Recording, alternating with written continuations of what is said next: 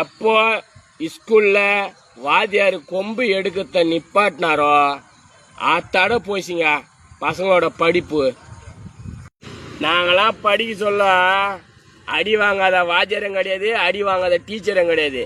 ஒரு பீரியட்ல வாத்தியாராண்டி அடி வாங்கினா, இன்னொரு பீரியட்ல டீச்சராண்டி அடி வாங்கினா தெரியுமா? இதெல்லாம் எங்கள் அம்மாலாம் எங்கள் அப்பாலாம் வந்து கேட்கவே மாட்டாங்க. ஏன் என் புள்ளைய ஆச்சுன்னு, என் புள்ள பச்சா மட்டும் போதும் அப்படின்னு சொன்னாங்க. இப்போ வேற பசங்களை வாத்தியார் எதை விளையாட்டா லேசா தட்டினா போதும் கொம்பால உடனே கேஸ்.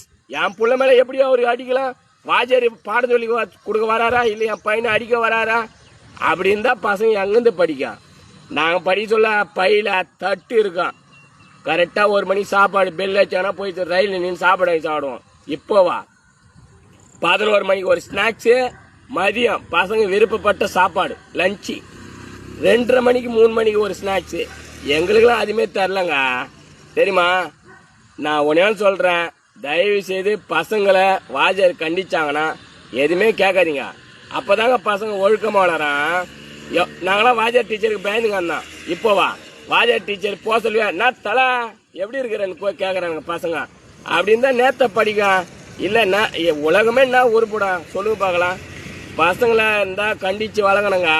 வாத்தியார் டீச்சருக்கு அனுமதி கொடுங்க. பசங்க கண்டிக்கிறதுல மற்ற விஷயத்துல அனுமதி தர வேணாம், புரியுதுங்களா? நாங்கள் படிக்க சொல்ல 3 பீரியட் முட்டி போடுவோம். ஒரு சப்ஜெக்டில் ஃபெயில் ஆகிட்டாங்கன்னா அப்போல்லாம் காகி ட்ரௌசரி தோட அளவு தான்.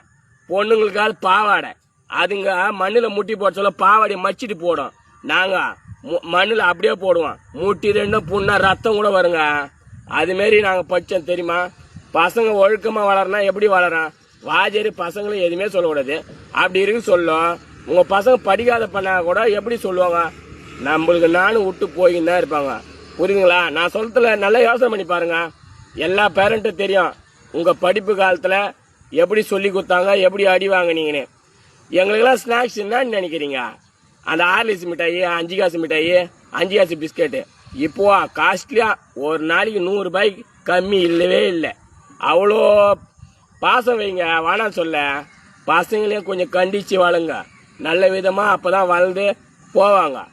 ஆன்ஸ் போடத்தான், பான் பராக்கு போடத்தான் அதெல்லாம் தப்புங்க. பசங்க அதான் பீரியட் அதிகமாகி போச்சு. அதே எது ஒன்றாலும் இப்போ பண்ணுங்க. நாங்கள் படிக்க சொல்லலாம் பட்டைப்பட்டியாக எடுத்துங்க. முதுகுலாம் அவ்வளோ அடிப்பாங்க தெரியுமா?